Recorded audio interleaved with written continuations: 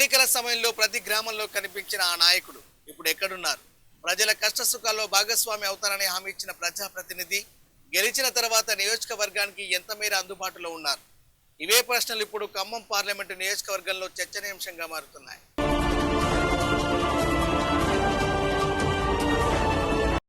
లోక్సభ ఎన్నికల్లో భారీ మెజార్టీతో విజయం సాధించిన తర్వాత ఖమ్మం ఎంపీ రామసహాయం రఘురామరెడ్డి నియోజకవర్గంలో ప్రజలకు ఎంత మేర అందుబాటులో ఉన్నారన్న అంశంపై రాజకీయ వర్గాల్లో చర్చ సాగుతుంది. ఎన్నికల సమయంలో గ్రామాలు మండలాలు చుట్టూ విస్తృతంగా పర్యటించిన ఎంపీ గెలిచిన తర్వాత మాత్రం ప్రజలతో ప్రత్యక్షంగా మమేకమవుతున్న సందర్భాలు ఆశించిన స్థాయిలో కనిపించడం లేదనే అభిప్రాయాలు వినిపిస్తున్నాయి.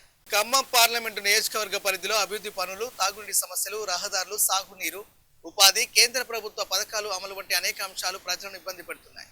ఇలాంటి సమయంలో ప్రజా సమస్యలను స్వయంగా తెలుసుకుని అధికారులతో సమీక్షలు నిర్వహించడం, గ్రామ స్థాయిలో పర్యటనలు చేపట్టడం, ప్రజల వినతులు స్వీకరించడం వంటి కార్యక్రమాలు మరింత విస్తృతంగా జరగాల్సిన అవసరం ఉందని స్థానికులు అభిప్రాయపడుతున్నారు.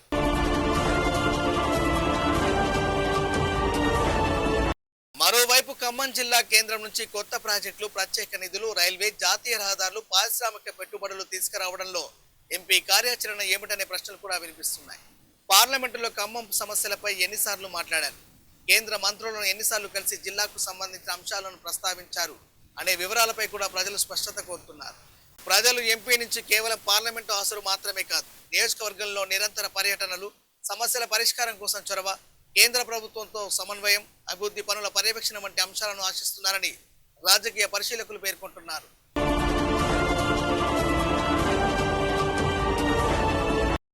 అయితే ఎంపీ అనుచరులు మాత్రం ఈ విమర్శలను తోసిపుచ్చుతున్నారు. పార్లమెంటు సమావేశాలు, ఢిల్లీలో కేంద్ర శాఖలతో సమన్వయం, అభివృద్ధి ప్రతిపాదనలపై కృషి కొనసాగుతుందని, అన్ని కార్యక్రమాలు ప్రచారంలోకి రావడం లేదని వారు చెబుతున్నారు. అయినప్పటికీ ప్రజల్లో నెలకొన్న సందేహాలకు తెరపడాలంటే ఎంపీ కార్యాలయం, నియోజకవర్గ పర్యటనలు, కేంద్ర నిధులు, చేపట్టిన కార్యక్రమాలు, సాధించిన పురోగతిపై సమగ్ర వివరాలను వెల్లడించాల్సిన అవసరం ఉందనే అభిప్రాయం వ్యక్తమవుతుంది.